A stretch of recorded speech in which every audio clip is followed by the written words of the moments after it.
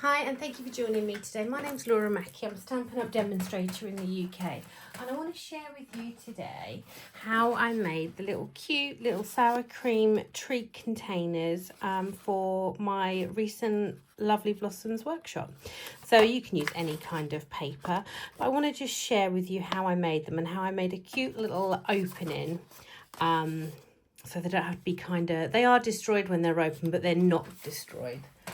So let me share with you how easy they are to make. So I'm just going to grab my trimmer, and you want a piece of DSP paper, which is going to measure 6 by 6, or for people that prefer centimetres, it's 15.2 by 15.2. And that's all you have to do. Now I used really strong red tape down one of the sides. So pop that down one side, just grabbing my little paper snips there. Just going to peel that there. Just burnishing that well down there. Just going to peel the back of that off, and then I'm going to bring this around without kind of creasing it. You want to keep it, and you're just going to overlap so them two, so that they stick together, so you kind of create a cylinder shape. Then we're going to use adhesive, so just normal liquid glue, and we're going to stick one way down that way, and then one way goes that way.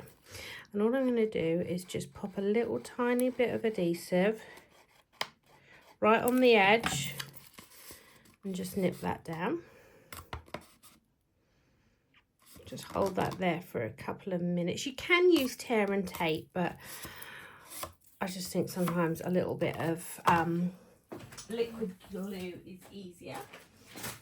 In my little thingies, I added 6 Frutella sweets, and then I'm going to do the same, just a little bit of glue. Hopefully you can see that.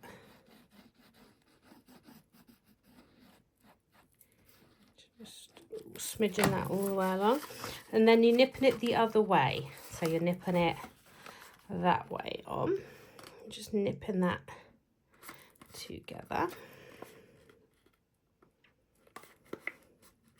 You do get, because you're putting the glue right near the edge, you do get a little bit of seepage and you end up with a little sticky finger there, but you can, like I say, you could use tear and tape if you prefer.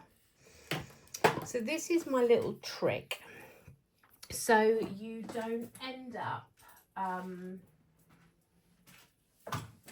destroying the treat box when you open it. I'm going to use this little perforating tool that comes as part, well, you can, I think it's an additional extra on the Take Your Pick tool. But what this does, it actually perforates the edge. And let me show you. So I'm going to do it about 1 centimetre away. So go once that way and then once back.